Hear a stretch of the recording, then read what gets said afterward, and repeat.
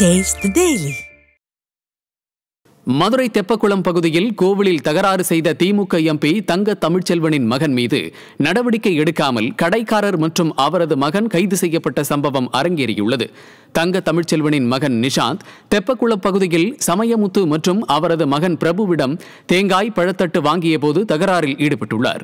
ஆனால் விடியா திமுக அரசின் ஏவல் துறை திமுக எம்பி மகன் மீது நடவடிக்கை எடுக்காமல் கடைக்காரர் மற்றும் அவரது மகனை கைது செய்துள்ளது. ஸ்டாலின் அரசின் ஏவல் துறை தவறு செய்யும் திமுகவினர் மீது நடவடிக்கை எடுக்காமல் அவர்களுக்கு சாதகமாக செயல்படுவதாக பொதுமக்கள் குற்றம் சாட்டியுள்ளனர். செங்கல்பட்டு புதிய பேருந்து நிலையம் அருகே ஒருவரை அரிவாளால் வெட்டிய சிறுவர்கள் 2 பேர் பிடிபட்டனர்.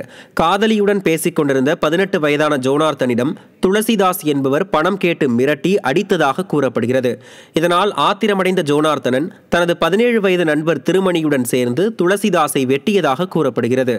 இருவரையும் அங்கிருந்த பயணிகள் மடக்கி பிடித்து காவல்துறையினரிடம் ஒப்படைத்தனர். ஸ்டாலின் மாடல் ஆட்சியில் 15 வயது சிறுவர்கள் கொடூர செயல்களில் ஈடுபடுவது அதிகரித்து வருவதாக பலரும் குற்றம் சாட்டுகின்றனர். திருவண்ணாமலை மாவட்டம் ஆரணி அருகே பெட்ரோலுக்கு பணம் தர மறுத்து பங்க் ஊழியரை 2 போதை இளைஞர்கள் தாக்கிய வீடியோ வெளியாகி அதிர்ச்சியை ஏற்படுத்தியுள்ளது. ஆரணி டவுன் பகுதியில் செயல்பட்டு வரும் பெட்ரோல் பங்கிற்கு மது போதையில் வந்த ஆகாஷ் மற்றும் சந்தோஷ் ஆகியோர் இருசக்கர வாகனத்திற்கு பெட்ரோல் நிரப்பிய நிலையில் பணம் கேட்ட ஊழியரை சரமாரியாக தாக்கினர். இது குறித்த புகாரின் பேரில் தாக்குதல் நடத்திய 2 சிக்கினர். ஸ்டாலின் ஆட்சியில் போதையின் பாதையில் செல்லும் இளைஞர்களால் நாள்தோறும் குற்றங்கள் அரங்கேறுவதாக மக்கள் அச்சம் தெரிவித்துள்ளனர். ஈரோடு மாவட்டம் அந்தியூரை அடுத்த குருவரெட்டியூரில் எலக்ட்ரிக் ஸ்கூட்டரை திருடியவர் பிடிபட்டார். துரையன் என்பவரின் வீட்டுக்கு முன்பு நிறுத்தப்பட்டிருந்த எலக்ட்ரிக் ஸ்கூட்டர் திருடப்பட்டதாக கூறப்படுகிறது. இந்நிலையில் இதில் தொடர்புடையதாக மொடக்குறிச்சியைச் சேர்ந்த சரவணன் என்பவர் பிடிபட்டார்.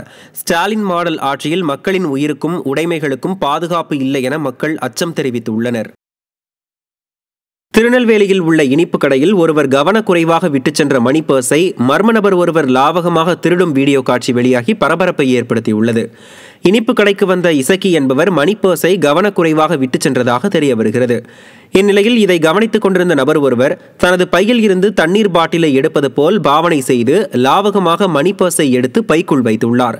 ஸ்டாலின் ஆட்சியில் பொதுமக்கள் நடமாடவே அச்சமடைந்துள்ளதாக விமர்சனம் எழுந்துள்ளது.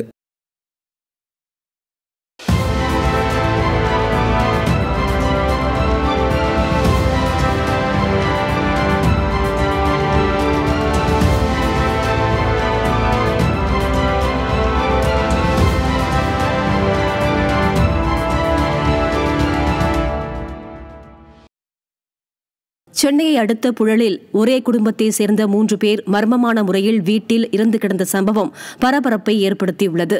பிரிட்டானியா நகரில் வசித்து வந்த செல்வராஜ் மற்றும் அவரது மகன்கள் சுமன்ராஜ், கோகுல்ராஜ் ஆகியோர் வாயில் நுரைத்தள்ளி உயிரிழந்து கிடந்தனர். 3 பேர் மர்மமான முறையில் இறந்த சம்பவம் அப்பகுதியில் அதிர்ச்சியை ஏற்படுத்தியுள்ளது. இறப்பின் மர்மத்தை கண்டுபிடிக்க முடியாமல் நிர்வாக திறனற்ற ஸ்டாலின் அரசின் ஏவல் துறை திணறி வருவதாக விமர்சனம் எழுந்துள்ளது.